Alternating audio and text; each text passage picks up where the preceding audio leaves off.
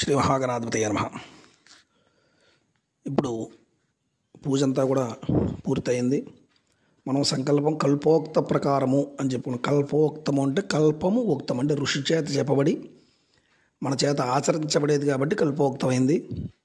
కల్పోక్తమైన ప్రతిదానికి కూడా వ్రత కథ అని ఉంటుంది. ఆ కథ ప్రాధాన్యం అంటే ఏంటంటే వ్రతాన్ని ఎప్పుడు చేయాలి, ఎలా చేయాలి, చేస్తే ఎటువంటి ఫలితం కలుగుతుంది, కిం వ్రతం కిం విధానం చేవ కిం ఫలం తద్వ్రతం అని చెప్తారు.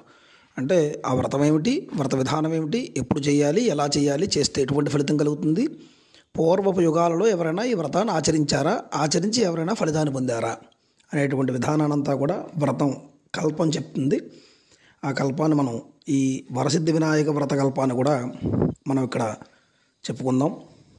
కల్పం అంటే పూజ ఎంత ముఖ్యమో ఈ వ్రతము అనేదానికి దేనికైనా సరే కథ అనేది కూడా చాలా ప్రాధాన్యం. ఎందుచేతనంటే ఒక వ్రతం సిద్ధించాలి అంటే మనం కార్యాన్ని సిద్ధించాలి అంటే ఒక హోమం చేసాం. మనం ఆ హోమం సిద్ధించాలి అంటే పూర్ణాహుతి ఎలాగో అలా వ్రత ఈ సిద్ధి వినాయక వ్రతాన్ని చేసుకున్నాక ఆ యొక్క కల్పాన్ని పారాయణ చేయడం అనేది కూడా చాలా విశేషంగా చెప్తారు.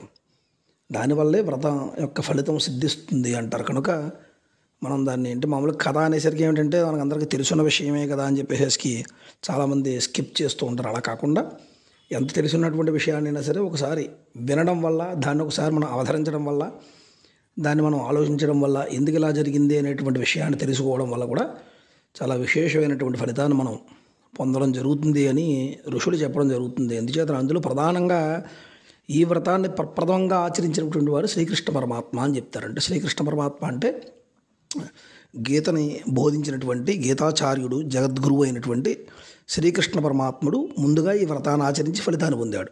ఆ తర్వాత అర్జునుడు, పాండవులు ఆచరించి రాజ్యాన్ని పొందారు. ఇలా చెప్తూ ఉంటారు. కనుక అటువంటి వ్రత విశేషమైనటువంటి వ్రత కథను మనం చెప్పుకుందాం. ఈ వ్రతం ప్రధానంగా 3 భాగాలుగా ఉంటుంది. మొదటి భాగం యొక్క గజాసుర వృత్తాంతము అంటారు. రెండవ భాగం గణపతికి దేవత సర్వలోక ఆధిపత్యాన్ని, త్రిలోకాలకి కూడా ఆధిపత్యాన్ని ఇచ్చేటువంటి వృత్తాంతము. మూడవది సమంతకమనోపాఖ్యానము అంటారు. వీటిలో ప్రధానంగా సమంతకమనోపాఖ్యానము అన్నది చాలా విశేషము. ఎందుచేతనంటే శ్రీకృష్ణ పరమాత్మ ఏం చెప్పారయ్యా అంటే ఎవరైతే ఈ చవితి నాడు, చతుర్థి నాడు ఈ యొక్క సమంతకమనోపాఖ్యానాన్ని చెప్పుకుని ఆ యొక్క అక్షతలు ధరిస్తారో వారికి చవితి చంద్రుడిని చూసినటువంటి దోషం ఉండదు, నీలాపనిందలు కలగవు అని చెప్తారు. కనుక ఆ యొక్క సమంతకమనోపాఖ్యానాన్ని మాత్రం పూర్తిగా పారాయణ చేయమని చెప్తారు. మనకి చేయడం వల్ల, ఈ సమంతకమనోపాఖ్యానాన్ని పారాయణ చేయడం వల్ల వినాయక వ్రతంలో కలిగేటువంటి ఫలితంతో పాటుగా ఎవరైనా పూర్వం చేసుకున్నటువంటి పాప ఫలితాలు ఉంటే వాటి నుంచి కూడా ఉద్ధరింపబడి పుణ్యం కలుగుతుంది అని కూడా చెప్తారు. అంత విశేషమైనటువంటి ఈ వ్రత కథ. గజాసుర వృత్తాంతం అంతా కూడా ఆ యొక్క గజాసురుడు అనేటువంటి ఒక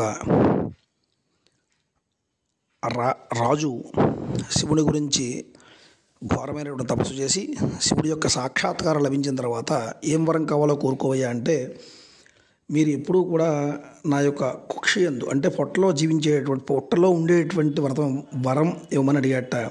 బోళాశంకరుడు అయినటువంటి పరమేశ్వరుడు తదాస్తు అన్నాడు. ఆయన వచ్చి గజాసురుని యొక్క కుక్షిలో చేరాడు.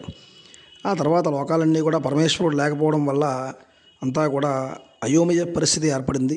పార్వతీదేవి అన్ని చోట్ల కూడా వెతికి ఆవిడకి పరమేశ్వరుడు యొక్క జాడ కనబడబోయేసరికి విష్ణుమూర్తి దగ్గరికి వెళ్ళడం, ఆయన తన యొక్క దివ్య దృష్టితోటి గజాసురుని యొక్క పొట్టలో పరమేశ్వరుడు ఉన్నాడు అని చెప్పి తెలుసుకున్నవాడై నందీశ్వరుడు అదేవిధంగా ఈ యొక్క నారద, తుంబురాది వీళ్ళందరినీ కూడా తీసుకుని వెళ్ళి ఆ నందీశ్వరుణ్ణి గంగిరెద్దుగా అలంకరణ చేసి ఆ గజాసురుడు ముందుగా విశేషమైనటువంటి గంగిరెద్దుల ఆట అంటే చాలా తాళ మేళాలతోటి, ఎంతో వినసొంపైనటువంటి మేళాలతోటి ఆ యొక్క గంగిరెద్దు ఆట ఆడేసరికి ఆయన చాలా సంతోషించిన వాడే. ఏం వరం కావాలో కోరుకోమంటే ఆ విష్ణుమూర్తి నీ యొక్క ఈ నందీశ్వరుడు యొక్క ప్రభు అయినటువంటి పరమేశ్వరుడు నీ యొక్క కుక్షిలో ఉన్నాడయ్యా, ఆయన కోసం ఆ యొక్క వాహనం వచ్చింది, ఆయన్ని బయటకు వదలవలసింది అనేసరికి అప్పుడు ఆయన తప్పు తెలుసుకున్నాడు. వరగర్వంతో తపస్సు చేశానన్నటువంటి గర్వంతో త్రిలోకానికి కూడా అధిపతి అయినటువంటి పరమేశ్వరుని నా దగ్గర పెట్టుకుని నేను చాలా తప్పు చేశాను అని చెప్పేసి తప్పు తెలుసుకున్నవాడే విష్ణుమూర్తిని ఒక వరం అడుగుతాడు. ఏమిటయ్యా అంటే, ఎంతటి విశేషమైనటువంటి ఘోరమైనటువంటి తపస్సు చేశాను, తపశ్శక్తితో నా శరీరం అంతా కూడా చాలా శక్తివంతమైపోయింది. అటువంటి అందులోనూ పరమేశ్వరుడు ద్వారా వరం పొంది ఆ పరమేశ్వరుడిని నా యొక్క శరీరంలో నిక్షిప్తం చేసుకుని ఎన్నాళ్ళు ఉంచుకున్నాను. అంటే పరమేశ్వరుడు ఉండడం అంటే మామూలు విషయం కాదు. అది అసలు మామూలుగా ఒక తపస్సు చేసి పరమేశ్వరుడు సాక్షాత్కారం పొందడం అంటే చాలా విశేషం. అటువంటిది అంత విశేషమైనటువంటి పరమేశ్వరుడిని నా యొక్క కుక్షి అందు ఎన్నాళ్ళు ఉంచుకున్నాను కాబట్టి నా శరీరం అంతా కూడా పరమ పవిత్రమైనటువంటిది. కనుక అటువంటి పరమ పవిత్రమైనటువంటి నా యొక్క శిరస్సు, నా యొక్క చర్మము కూడా త్రిలోక పూజనీయం అయ్యేలాగా వరం అడిగాట. తదాస్తు అన్నాడు. నంది ఆ యొక్క వృషభానికి ఆయన విష్ణుమూర్తి అనుజ్ఞ ఇచ్చేసరికి ఆయన కొమ్ములతోటి నందేశ్వరుడు ఆ గజాసురుని యొక్క పొట్టను 2 ముక్కలుగా చేయడం, అందులోంచి పరమేశ్వరుడు బయటికి రావడం. పరమేశ్వరుడు ఈ యొక్క గజాసురుని యొక్క చర్మాన్ని, శిరస్సుని తీసుకుని కైలాసానికి బయలుదేరాడు. సరే, పార్వతీదేవి తెలుసుకుంది పరమేశ్వరుడు కైలాసానికి వస్తున్నాడు అని చెప్పేసి తెలుసుకున్నది. చాలా ఆనందంగా ఆ యొక్క అభ్యంగన స్నానానికి సంకల్పించి ఒళ్ళు నలుచుకున్నటువంటి సున్నిపిండి పసుపు ముద్దతోటి ఒక బాలుని యొక్క ప్రతిమను తయారు చేసిందిట. ఆ ప్రతిమ ఎలా ఉందయ్యా అంటే, ముల్లోకాలలో అంత అందమైనటువంటి దివ్యమైనటువంటి స్వరూపం లేదు. ఆ స్వరూపాన్ని చూసేసరికి ఈవిడ చాలా ముచ్చట కలిగింది. ముచ్చట కలిగి ఆ ప్రతిమకి ప్రాణం పోసిందిట. అంటే ఆవిడకి జీవం పోసింది. ఆవిడ సృష్టి స్థితి లయ కారకుడు అయినటువంటి ఆవిడ పార్వతీదేవి ఈ ప్రతిమకి జీవం పోసేసరికి బాలుడు రూపం ఏర్పడింది. బాలుడు అడిగాడు, అమ్మ నన్ను సృష్టించినటువంటి విధానం ఏమిటి, నన్ను ఏం చేయమంటావని. వెంటనే పార్వతీదేవి ఒక గదన ఆయుధంగా ఇచ్చి, శక్తి ఆయుధము అంటారు దాన్ని, ఇచ్చి చక్కగా నేను స్నానం చేసి వచ్చేదాకా కూడా ఈ గుమ్మంలో కాపలా ఉండి ఎవరిని లోపలికి రానివ్వకయ్యా అని అతనికి ఆ పనిని అప్పచెప్పి లోపలికి వెళ్ళింది స్నానానికి. సరే, పరమేశ్వరుడు చాలా కాలమైంది కైలాసాన్ని చూసి గబగబా కైలాసంలోకి వచ్చాడు. అక్కడ గుమ్మం దగ్గర ఈ బాలుడు అటకాయించాడు. ఎన్నో రకాలుగా చెప్పి చూశాడు. ఏమయ్యా, కైలాసం అంతా కూడా నాదే, కైలాసానికి ప్రభువుని నేను, పార్వతీదేవి నా భార్య, నేను లోపలికి వెళ్ళొచ్చు, నన్ను తప్ప మిగతా వాళ్ళు ఎవరిని లోపలికి రానివ్వకు అని చెప్పింది అమ్మ అని చెప్పేసి చెప్పినా సరే, ఇన్ని రకాలుగా చెప్పినా సరే బాలుడు అసలు తల్లి మాట తప్పితే ఇది కూడా జవదాడని పరిస్థితి. కనుక వెళ్ళడానికి వీల్లేదు అని అటకాయించాడు. ఎన్నో రకాలుగా లాలించాడు, బుజ్జగించాడు. యుద్ధం చేస్తావా అంటే యుద్ధం మొదలుపెట్టారు. చాలా చిన్నగా యుద్ధం చేసుకుంటూ ఎక్కడికి వెళ్ళిందంటే పరమేశ్వరుడితో సమానంగా ఆయుధ ప్రహారాలు చేస్తూ ఉన్నట్టు ఆయన. అయితే ఆయన ఆయుధాలన్నీ కూడా శక్తి ఆయుధంతో ఈయన ఎన్ని రకాలైనటువంటి విద్యలతో చేస్తూ ఉన్నా సరే ఆయన అటకాయించుతూ ఉన్నాడు. ఇంకా పరమేశ్వరుడికి చాలా కోపం వచ్చింది. ఆ త్రిశూలంతో బాలుడి యొక్క శిరస్సును ఖండించాడు. ఖండిస్తే అక్కడ బాలుడి యొక్క శిరస్సు పక్కన, మొండెము పక్కన రక్తం మడుగులో కొట్టుకుంటూ అమ్మ అమ్మ అని అరుస్తూ ఉంటే లోపల నుంచి పార్వతీదేవి వచ్చింది, చూసింది. నిర్జీవుడైనటువంటి పడి ఉన్నటువంటి ఆ యొక్క బాలుని చూసి రోధించింది. చాలాసేపు బాధపడిన తర్వాత పరమేశ్వరుడు ఆవిడ యొక్క రోదనను చూసి, బాధను చూసి, ఈ బాలుని ఏదో విధంగా మనం పునర్జీవుని చేయాలి అని చెప్పేసి అనుకున్నవాడై ఇక్కడ 2 రకాలుగా చెప్తారు. పాఠాంతరము అంటారు. అంటే కొంతమంది చెప్పడం ఏమిటంటే, గజాసురుని యొక్క శిరస్సుని ఆ బాలుడి యొక్క మొండానికి అంటించి అతికించి ప్రాణం పోసాడు అని ఒక విధానం చెప్తారు. కొంత విధానం ప్రకారంగా దూతలని పంపించాడు. 4 దిక్కులలో కూడా ఎవరైతే ఉత్తర శిరస్సును పెట్టుకుని పడుకుంటారో వారి యొక్క శిరస్సును ఖండించి తీసుకురండి అయ్యా అని ఆ శిరస్సుని బాలుడికి అతికించి ప్రాణం పోసాడు అని చెప్తారు. ఇదేనప్పటికీ కూడా గజముఖాన్ని ఆ బాలుడి యొక్క మొండానికి అంటించి అక్కడ ప్రాణాన్ని పోయడం జరిగింది. అయితే అక్కడ ఆ గజ అనునుడు అంటే గజం యొక్క ముఖంతో బాలుడి యొక్క సృష్టి జరిగింది. పార్వతీదేవి చాలా బాధపడింది. ఎంతో అల్లారు ముద్దుగా ఉన్నటువంటి అందమైనటువంటి రూపాన్ని ఈ విధంగా చేశారు వికృతంగా అని చెప్పి బాధపడితే పరమేశ్వరుడు ఊరడించాట.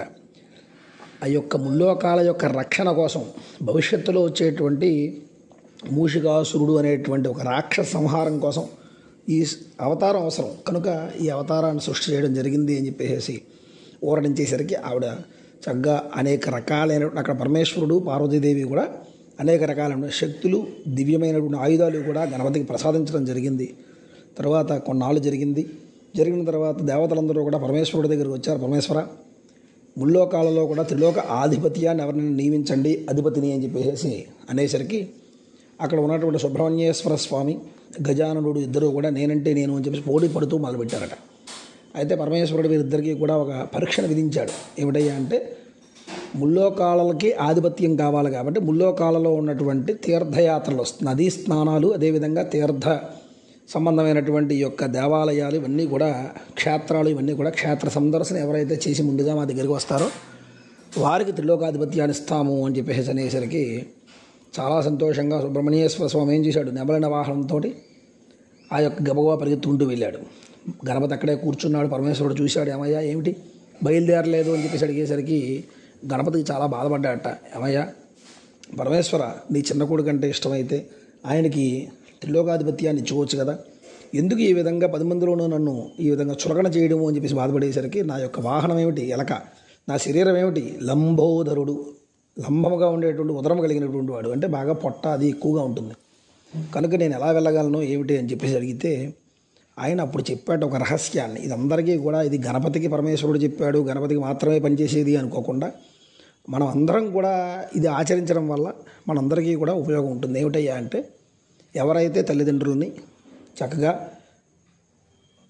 చూసుకుంటూ వారికి 3 సార్లు 3 మారు ప్రదక్షిణ ఎవరైతే చేస్తారో దానితో పాటుగా నారాయణ అష్టాక్షరే మహామంత్రం ఓం నమో నారాయణాయ అనేటువంటి మంత్రాన్ని ఉచ్చారణ చేసుకుంటూ మాతాపితరుల యొక్క సేవ, అర్చన, ప్రదక్షిణ ఎవరైతే చేస్తారో వారికి ముల్లోకాలలో ఉన్నటువంటి క్షేత్ర సందర్శన తీర్థయాత్రలో చేసినటువంటి ఫలితం కలుగుతుందయ్యా అని చెప్పేసరికి చాలా సంతోషించిన వాడే పరమేశ్వరుడి దగ్గర మంత్రాన్ని పొందాడు, ఉపదేశం. ఆ మంత్రాన్ని ఉచ్చారణ చేసుకుంటూ మాతాపితరులిద్దరికీ అర్చన చేశాడు, ప్రదక్షిణ చేస్తూ ఉన్నాడు. ప్రతి ప్రదక్షిణలోనూ కూడా సుబ్రహ్మణ్యేశ్వర స్వామి వారు క్షేత్రానికి వెళ్ళేసరికి గణపతి ముందుగా ఆ క్షేత్ర సందర్శన చేసి బయట కనపడుతున్నట్ట. ఆశ్చర్యపోయాడు. సరే కైలాసానికి వచ్చేసరికి అక్కడ గణపతి కూర్చుని ఉన్నాడు. గణపతి ఆ యొక్క పార్వతీ పరమేశ్వరుడు కాళ్ళ దగ్గర. ఆశ్చర్యపోయారు. అన్నగారు మీరు మీ శక్తి మామూలుది కాదు, ముల్లోకాలు కూడా మీకు ఒక కాలు గోటితో సమానంగా మీరు ఆ విధంగా మొత్తం అంతా కూడా చూడడం జరిగింది, చేయడం జరిగింది. కనుక మీరే త్రిలోకాలకి ఆధిపత్యానికి మీరే అనువైనటువంటి వారు, ఆధిపత్యం మీకే సరైనది అని చెప్పేసి అనేసరికి భాద్రపద శుద్ధ చవితి నాడు అంటే ఈ రోజున త్రిలోక ఆధిపత్యాన్ని పరమేశ్వరుడు ఆయనకి ఇవ్వడం జరిగిందిట. సర్వదేవతలు కూడా అనేక రకాల శక్తులు, ఆయుధాలు ఆయనకి ఆ రోజున ప్రసాదించడం జరిగింది. పార్వతీదేవికి ప్రియనందనుడు, ఈ నామంలోనే పార్వతీ ప్రియనందనాయ నమః అంటారు. కనుక పార్వతీదేవికి ఇష్టకుమారుడు కాబట్టి ఆయనకి ఏమిటి మోదక ప్రియాయ నమః అనేది ఒక నామం. మోదకములు అంటే ఈ ఉండ్రాలు చేసినటువంటి ఉండ్రాలంటే చాలా ఇష్టం. ఆయనకి ఇష్టమైనటువంటి ఉండ్రాలన్నీ కూడా పార్వతీదేవి తయారు చేసింది. ఆ భాద్రపద శుద్ధ చవితి నాడు ఆయనకి సుష్టుగా భోజనం పెట్టింది. అవన్నీ కూడా తీసుకున్నాడు. నడవలేకుండా నడుచుకుంటూ వచ్చి ఆ పరమేశ్వరుడి దగ్గరకు వచ్చి ఒక నమస్కారం చేద్దాము అని సాష్టాంగ నమస్కారానికి అని భూమి మీద పడ్డాడు. ఎప్పుడైతే నేల మీద పడి సాష్టాంగ నమస్కారం చేస్తూ ఉన్నాడో లేవలేక లేస్తూ ఉంటే పొట్ట నేలకు తగిలి ఆ పొట్ట చిన్నగా పగిలి అందులో ఉండ్రాలన్నీ నేల మీద దొలుతూ ఉన్నాయట. నిర్జీవుడైపడి ఉన్నాడు. ఇది చూసి చంద్రుడు నవ్వాట. ఎప్పుడైతే ఆ విధంగా చంద్రుడు నవ్వాడో పార్వతీదేవి వచ్చింది, చూసింది. నిశ్చేష్టుడై ఉన్నటువంటి నిర్జీవుడై పడి ఉన్నటువంటి ఆ యొక్క కళేబరాన్ని చూసింది. గణపతి యొక్క శరీరాన్ని చూసి పైకి చూసింది. పైకి చూసేసరికి పరమేశ్వరుడి కోసం పైకి చూసేసరికి చంద్రుడు నవ్వుతూ ఉన్నట్ట. చూసింది. ఆహా ఎంత అందంగా ఉన్నావయ్యా చంద్ర, ఇంత వికృతంగా ఉన్నాడు అని గణపతిని చూసి నువ్వు నవ్వావు. కనుక ఏ అందాన్నైతే నువ్వు చూసి విర్రవీగి నా కుమారుణ్ణి పరిహాసం చేశావో ఈ పరిహాసం చేయడం వల్లే ఇలా జరిగింది. కాబట్టి ఈ రోజు నుంచి నిన్ను ఎవరైనా చూశారంటే, నీ అందాన్ని ఎవరైనా చూశారంటే అందరూ కూడా నీలాపనందల పాలవుతారు, కష్టాల పాలవుతారు అని శాపాన్ని విధించింది. చంద్రుడు అనేక రకాలుగా వేడుకున్నాడు. ఎన్ని రకాలుగా వేడుకున్నాడు, కోపం తగ్గల. చాలా కాలం ప్రజలందరూ కూడా, ఋషులు మునులు అందరూ కూడా ఎవరో కూడా చంద్రదర్శనం చేసుకోవడం మానేశారు. సూర్యచంద్రులిద్దరూ కూడా దివాకరులు అంటారు. వాళ్ళిద్దరిని కూడా రోజు రాత్రి పగలు జరగాలి అంటే వాళ్ళిద్దరూ ప్రధానం. అన్ని కర్మలకి కూడా నిత్య కర్మానుష్ఠానం చేయాలి. ఒక ఋషి సంధ్యావందనాది కార్యక్రమాలు చేయాలి, యజ్ఞయాగాది క్రతువులు చేయాలి అంటే రాత్రిని పగలని చూడకుండా జరగదు. కనుక అప్పుడు ఏం చేశారు, కొంతకాలం జరిగిన తర్వాత దేవతలు మునులు ఋషులు అందరూ కూడా పార్వతీదేవి దగ్గరికి వచ్చారు. శాంతింపజేశారు. అమ్మ ఎలాగా నిత్య కర్మానుష్ఠానాలు ఆగిపోతున్నాయి, ఈ నిత్య కర్మానుష్ఠానం చేయకపోవడం వల్ల పాపాలు పెరిగిపోతున్నాయి, పాపాలు పెరగడం వల్ల ముల్లోకాలు కూడా చాలా ఇబ్బందులు పడుతూ ఉన్నారయ్యా అమ్మ, కనుక నువ్వు శాంతించి ఏదో ఒక ఉపాయం చెప్పవలసింది అంటే ఆవిడ ఆ రోజున ఈ ముళ్ళు యొక్క దేవతల యొక్క అభ్యర్థనని విని అప్పుడు ఒక విధానాన్ని చెప్పింది. ఏమిటయ్యా అంటే, ఏ భాద్రపద శుద్ధ చవితి నాడైతే నా కుమారుడిని చూసి చంద్రుడు నవ్వాడో ఆ రోజు తప్ప మిగతా ఏ రోజున చంద్రుడిని చూసినా సరే ఎటువంటి ఇబ్బందులు కలగవు. ఆ రోజున చంద్రుడిని కనుక చూసినట్లయితే నీలాపనందల పాలు కష్టాల పాలు అవుతారు అని చెప్పేసి శాపాన్ని విధించింది. సరే, అందరూ కూడా చాలా సంతోషించారు. ఈ వృత్తాంతానంతా కూడా ద్వాపర యుగంలో ఇక్కడికి మనకి గజాసుర వృత్తాంతము, గణపతికి త్రిలోక ఆధిపత్యాన్ని ఇచ్చినటువంటి వృత్తాంతము, చంద్ర శాప వృత్తాంతము, ఈ రెండు వృత్తాంతాలు పూర్తయ్యాయి. మూడవ వృత్తాంతమైనటువంటి సమంతకమనోపాఖ్యానంలోకి మనం అడుగు పెడుతూ ఉన్నాం.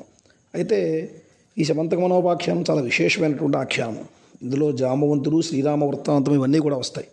అయితే ద్వాపర యుగం వచ్చింది. శ్రీకృష్ణ పరమాత్మకి నారదుల వారు త్రిలోక సంచారం చేస్తూ శ్రీకృష్ణుడి దగ్గర ఈ విధానానంతా కూడా చెప్తూ ఉన్నాడు. ఈరోజు భాద్రపద శుద్ధ చవితి అయ్యా, ఈరోజు కనుక చంద్రుడిని చూసినట్లయితే నీలాపనందల పాలవుతారు, కష్టాల పాలవుతారు, ఎవరో చంద్రుడు చూడకండి అన్నట్ట. సరే, శ్రీకృష్ణ పరమాత్మ కూడా ఆయన మాట విని గబగబా దండోరా వేయించాడు, ప్రజలెవరో కూడా చంద్రుడిని చూడకయ్యా అని, చంద్రుడిని చూడకండి అని చెప్పేసి అందరూ ప్రజలకి కూడా శ్రీకృష్ణుడు అందరికీ చెప్పించి ఆయన కూడా గబగబా చంద్ర దర్శనం అయిపోతుందని చెప్పేసి గబగబా గోశాలకు వెళ్ళాడు. క్షీరాలు తీసుకుని పాలలు తీసుకుని బయటకు వస్తూ ఉంటే చంద్రబింబాన్ని ఆ యొక్క క్షీర పాత్రలో చూశాట. అప్పుడు అనుకున్నాడు, అయ్యో ఏదో జరుగుతోంది, మనకు కూడా తప్పదు ఈ నీలాపనందలో అని చెప్పేసి అనుకుంటూ ఉన్నాడు. చాలా కాలం గడిచింది. సత్రాజిత్తు అనక రాజు, ఆయన సూర్య ఉపాసన చేసి ఆ యొక్క శమంతకమణి అని చెప్పేసి ఒక మణిని సంపాదించాడు. ఘోరమైనటువంటి తపస్సు చేసి సూర్యుడు ప్రసాదించాడు ఆయనకి. అయితే ఈ శమంతకమణి యొక్క విశేషం ఏమిటయ్యా అంటే, ఈ మణి ప్రతిరోజు కూడా 8 బారువుల బంగారం ఇస్తుందట. బారువులు అంటే ఇవన్నీ కూడా పూర్వం ఉన్నటువంటి లెక్క, చాలా కేజీల్లో ఉంటుందని లెక్క. అయితే అంత బంగారాన్ని ప్రతిరోజు కూడా ఇస్తుందట ఆ మణి. అటువంటి మణిని చక్కగా ఇంట్లో పెట్టుకుని ఆయన అర్చన చేస్తూ ఉన్నాడు. ఒకనాడు కృష్ణుడు వెళ్ళాడు ఆ రాజ్యానికి. వెళ్ళి, ఏమయ్య ఈ మణి ఇంత విశేషమైన మణి నీ దగ్గర కన్నా కూడా ఈ రాజ్యాన్ని పరిపాలించేటువంటి ఈ ద్వారకని పరిపాలించే రాజుగారి దగ్గర ఉన్నట్లయితే ఈ మణి వల్ల వచ్చేటువంటి ధనంతో ఈ అంతా కూడా ప్రజలందరూ కూడా సుభిక్షంగా ఉంటారు, నాకు ఇవ్వయ్యా మణి అని అడిగాట. అయితే సత్రాజిత్తు చాలా కష్టపడి సంపాదించుకున్నటువంటి మణి కాబట్టి నేను ఇవ్వనయ్యా, నేను చాలా తపస్సు చేసి తపశ్శక్తితో సంపాదించుకున్నాను, నేను ఇవ్వను అన్నాడు. సరే, ఆయన అక్కడతో వదిలిపెట్టి మరిచిపోయాడు కృష్ణుడు. ఈ మణి కొన్నాళ్ళకి ఏమైందయ్యా అంటే, సత్రాజిత్తుకి తమ్ముడు ఉన్నాడు ప్రసేనుడు అని. ఈయన వేటకు వెళ్తూ వెళ్తూ ఈ మణిని ధరించాట. సరే, మామూలుగా అసలు వేటకు వెళ్తూ మణిని ధరించడం ఏమిటి అంటే ఎప్పుడూ కూడా ఏంటంటే, భగవంతుడు ఒక విషయాన్ని మన దగ్గర నుంచి ఏదైనా కోరుకున్నాడు అంటే అది అభివృద్ధిలోకి తీసుకెళ్ళడానికి, దాన్ని మనం కాదన్నాము అంటే పతనానికి దారితీస్తుంది అనేది సమంతకమని ఉపాఖ్యానం చెప్తూ ఉంటుంది ఆఖ్యానం. అయితే ఈ ప్రసేనుడు ఈ మణిని ధరించి వేటకు వెళ్ళాడు. అక్కడికి వేటకు వెళ్ళిన తర్వాత కొంత దూరం వెళ్ళేసరికి సింహం చూసింది, ఇదేదో ఎర్రగా ఉంది, మాంసపు ముద్దలా ఉంది అని చెప్పేసి ఆ ప్రసేనుడిని సంహరించి ఆ మణిని నోట కరుచుకుని తీసుకుని వెళ్ళింది. కొంత దూరం వెళ్ళేసరికి జాంబవంతుడు చూశాడు ఈ సింహం నోట్లో ఉన్నటువంటి మణిని, ఇదేదో ఆట వస్తువులా ఉంది, ఇదేం చేసుకుంటుంది అని చెప్పేసి సింహం మీదకు దూకాడు, సింహాన్ని సంహరించాడు. ఆ మణిని తీసుకుని వెళ్ళి గుహలో ఉన్నటువంటి ఉయ్యాలలో పిల్లాడు ఆడుకుంటూ ఉంటే ఆ ఉయ్యాలకు కట్టాడు. ఇదంతా కూడా తెలియనటువంటి సత్రాజిత్ ఏమనుకుంటున్నట్ట, శ్రీకృష్ణుడు నా యొక్క మణిని అడిగాడు, నేను ఇవ్వలేదు కాబట్టి నా తమ్ముడిని సంహరించి మణిని అపహరించాడు అని ప్రచారం చేయడం మొదలుపెట్టాడు. ఆ నోట ఈ నోట కృష్ణుడి దాకా వచ్చేసింది. ఎందుకు ఇలా జరిగింది అంటే, భాద్రపద శుద్ధ చవితి నాడు క్షీర పాత్రలో చూసినటువంటి చంద్రబింబ ఫలితం వల్ల జరిగింది అని చెప్పేసి తెలుసుకున్నవాడే భగవంతుడు కాబట్టి వెంటనే జరిగిన దానికి ఫలితానికి అనుకున్నాడు. ఫలితం అని చెప్పేసి అనుకున్నవాడే పెద్దలందరినీ రావించాడు. చక్కగా ఒక సభను ఏర్పాటు చేశాడు. గణపతి యొక్క విగ్రహాన్ని పెట్టాడు. చాలా షోడశోపచార పూజలు చాలా విశేషంగా భక్తి శ్రద్ధలతో ఆచరించి అక్కడ నుంచి బయలుదేరాట. ఎందుకు ఇలా జరిగింది అని చెప్పేసి పెద్దలందరినీ తీసుకుని అరణ్యానికి బయలుదేరాడు. కొంత దూరం వెళ్ళేసరికి అరణ్య మార్గంలో ప్రసేనుడి యొక్క కళేబరం కనపడింది. అక్కడ సింహంతో దెబ్బలాడినటువంటి సింహం ఈ ప్రసేనుడు సంహరించినటువంటి జాళ్ళు కనపడ్డాయి. అక్కడి నుంచి కొంత దూరం వెళ్ళేసరికి జాంబవంతుడికి సింహానికి జరిగినటువంటి యుద్ధం యొక్క విధానం అంతా కూడా కనపడింది. చూశాడు. మరలా కొంత దూరం వెళ్ళాడు. ఆ గుహ కూడా కనపడింది. గుహలోకి లోపలికి వెళ్ళాడు. వీళ్ళందరూ వెనకాల వచ్చిన వాళ్ళందరూ కూడా గుహ చూస్తే చాలా చీకటిగా ఉంది. లోపలికి వెళ్తే లోపల ఎటువంటి క్రూర మృగాలు ఉంటాయో తెలియక వాళ్ళందరూ బయట ఉండిపోయారు. కృష్ణుడు మాత్రమే లోపలికి వెళ్ళాడు. సరే, చాలా దూరం లోపలికి వెళ్ళేసరికి ఒక ఉయ్యాలలో బాలుడు ఆడుకుంటూ, ఆ బాలుడు ఆడుకుంటూ ఉన్నది మణితో ఆడుకుంటూ ఉన్నట్ట చూశాడు. గబగబా వెళ్ళి మణి ముట్టుకోబోయాడు. జాంబవంతుని కుమార్తె జాంబవతి ఆవిడ చూసింది, నాన్నగారు ఎవరో తమ్ముడు చేతిలో ఉన్నటువంటి మణిని అపహరించుకుపోతున్నారు అనేసరికి అమాంతంగా జాంబవంతుడు దూకాడు శ్రీకృష్ణుడి మీద. హోరాహోరీ యుద్ధం జరిగింది వీరిద్దరికీను. మామూలుగా అయితే జాంబవంతుడికి వరం ఉంది. ఏమిటయ్యా అంటే, ఎంతటి యోధుడైనా సరే ఆయన దగ్గర నుంచుంటే యుద్ధానికి ఆయన శక్తి అంతా కూడా ఇంట్లో కలిసిపోతుందిట. ఎంతటి వీరుడైనా సరే నిర్వీర్యుడైపోతాడు. అటువంటిది ఈ ఇరువురు కూడా యుద్ధం చేసుకుంటూ ఉన్నారు. 21 రోజులు హోరాహోరీ యుద్ధం, మల్ల యుద్ధం జరిగింది. అటువంటిది శ్రీకృష్ణ పరమాత్మ కనీసం అలసట కూడా రావట్లేదట. జాంబవంతుడి యొక్క శక్తి అంతా కూడా తగ్గిపోయింది, నీరసించిపోయాడు. ఏమిటి అని చెప్పేసి అప్పుడు ఆలోచించుకుంటే అప్పుడు శ్రీరామావతారం గుర్తొచ్చింది ఈయనకి. శ్రీరామావతారంలో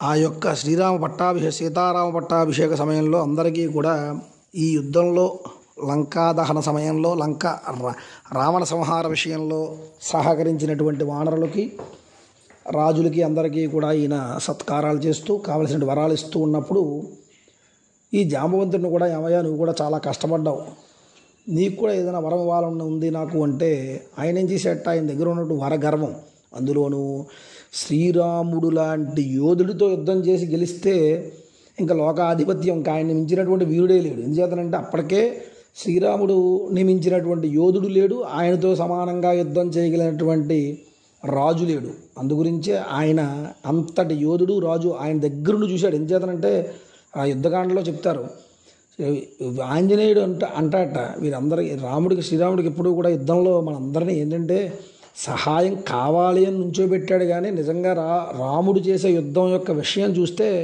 ఎవరికీ అక్కర్లేదు, రావణుడిని లంకనంతా కూడా ఈయన ఒక ఆయనే సంహరించగలడు అని చెప్పేసి, అంతటి వీరుడు అని చెప్పేసి చెప్తాడు ఆయన. ఆ యుద్ధాన్ని చూసి ముచ్చటపడ్డాట జాంబవంతుడు, ఈయనతో ఒక్కసారి యుద్ధం చేయాలి ఎలాగైనా సరే అని. ఆ యుద్ధం చేయాలి అని చెప్పేసి అనుకున్నవాడే, నీతో యుద్ధం చేయాలయ్యా అన్నట్ట. శ్రీరాముడు అంటే మామూలువాడా, రామో విగ్రహవాన్ ధర్మ అంటారు. అంటే ధర్మానంతా కూడా పోతగా పోస్తే రాముడు విగ్రహం తయారవుతుంది అని చెప్తారు. అటువంటి ధర్మాత్ముడైనటువంటి రాముడు సీతాన్వేషణలో, సీతను తీసుకొచ్చే సమయంలో పట్టాభిషేకం దాకా కూడా దగ్గర ఉండి ఇంత సహాయం చేసినటువంటి వాడితో యుద్ధం చేస్తే, స్నేహితుడితో యుద్ధం చేస్తే ధర్మం తప్పినట్టు అవుతుంది. కాబట్టి అయ్యా ఈ యుగంలో కాదు, తప్పకుండా నీ కోరిక తీరుస్తాను, వచ్చే సమయం ఉంది, ద్వాపర యుగంలో నీ కోరిక తీరుస్తాను అని వరం ఇచ్చాడట. ఆ వర ప్రభావంతో ఇప్పుడు ఈ యుగంలో శ్రీకృష్ణ పరమాత్మగా వచ్చి ఆయన యొక్క కోరికను తీర్చడం జరిగింది అని చెప్పేసి ఇదంతా కూడా జ్ఞప్తిగా వచ్చింది. జాంబవంతుడికి వెంటనే కాలమే పడ్డాడు, శ్రీరామ శ్రీరామ అని. అప్పుడు శ్రీకృష్ణుడు రామావతారంలో జాంబవంతుడికి దర్శనం ఇచ్చాడట. చాలా సంతోషించాడు, కాలమే పడ్డాడు. ఆ మణిని తన కుమార్తె జాంబవతిని ఇచ్చి శ్రీకృష్ణుడితో పంపించాడట. సరే, తీసుకుని వచ్చాడు. ఆ మణిని తీసుకుని వచ్చి సత్రాజిత్తుకు జరిగిన వృత్తాంతం అంతా చెప్తే ఆయన కూడా కాలమే పడ్డాడు. క్షమించవయ్యా అని చెప్పేసి ఆయన కుమార్తె అయినట్టు సత్యభామనిచ్చి వివాహం చేసి, మణిని ఇవ్వబోతుంటే నీ మణిని దగ్గర ఉంచుకో, కన్యా మణిని మాత్రమే తీసుకువెళ్తా నేను అని చెప్పేసి ఆ సత్యభామని జాంబవతిని తీసుకుని వచ్చి ద్వారకు వచ్చి చేరుకుని ప్రజలందరూ కూడా వచ్చారు. ఈ బలరాముడు వీళ్ళందరూ కూడా పెద్దలందరూ కూడా ఉన్నారు, సభను ఏర్పాటు చేశారు. ఈ వృత్తాంతం అంతా చెప్పేసే వారందరూ కూడా ఆశ్చర్యపోయారు. అప్పుడు ప్రజలందరూ అడిగారట, మహానుభావ, నువ్వు భగవంతుడివి, భగవత్ స్వరూపుడువు కాబట్టి నీ మీద పడినటువంటి కష్టాన్ని, నేలాపడందల్ని తొలగించుకోగలిగావు. మానవ మాతృలు మా వల్ల ఏమవుతుందయ్యా, మా వల్ల ఏమవుతుంది, కనుక దీనికి ఏదైనా ఒక విధానాన్ని చెప్పు అని చెప్పేసి ఈ విధంగా ఒకవేళ భాద్రపద శుద్ధ చవితి నాడు తెలుసో తెలియకో గమ్ముని చంద్రుని చూస్తాం. చూసినప్పుడు ఇలా నేలాపడందరికి పడవలసిందేనా ఏమిటి అని చెప్పేసి అడిగేసరికి అప్పుడు శ్రీకృష్ణ పరమాత్మ చెప్పాట దానికి ఉపాయం.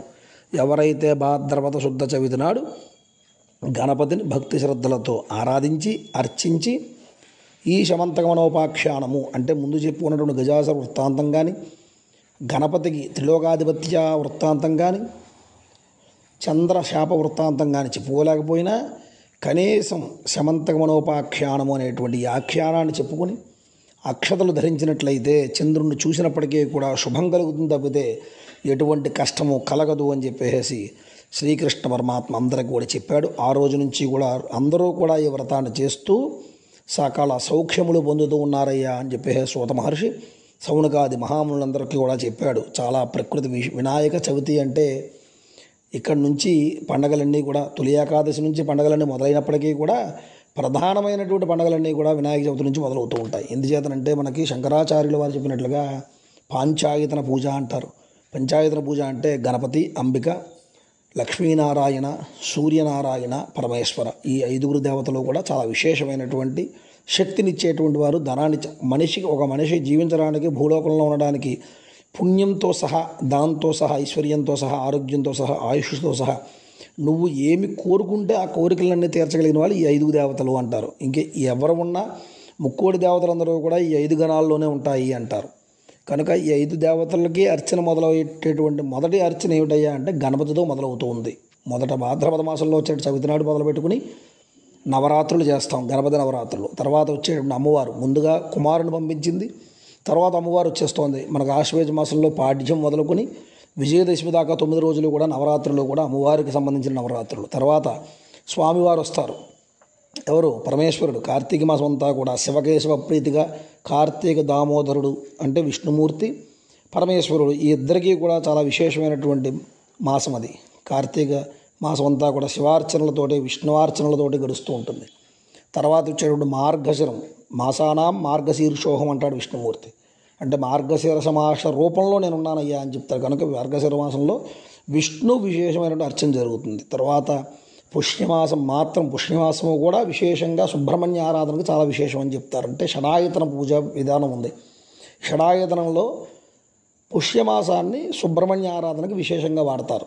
తర్వాత సూర్యనారాయణమూర్తి, ఈ 5గురిలో సూర్యనారాయణమూర్తి మాఘమాసం విశేషం. మనకు ఆదివారాల్లో చక్కగా మాఘ ఆదివారం అని, రథసప్తమని ఇవన్నీ కూడా సూర్య ఆరాధన అంతా కూడా మాఘమాసం వస్తూ ఉంటుంది. కనుక చాలా విశేషమైనటువంటి అర్చనలన్నీ కూడా ఈ గణపతి నవరాత్ర ప్రారంభంతో మొదలవుతూ ఉంటాయి. అది గణపతి నవరాత్రులు అంటే చిన్నపిల్లలకి, పెద్దవాళ్ళకి అందరికీ సంబంధించినటువంటిది, అందరికీ ఆహ్లాదన కలిగించేటువంటిది, అందరికీ కూడా ఆరోగ్యాన్ని ఇచ్చేటువంటిది, ఆయుష్ ఇచ్చేటువంటి పండగ ఇది.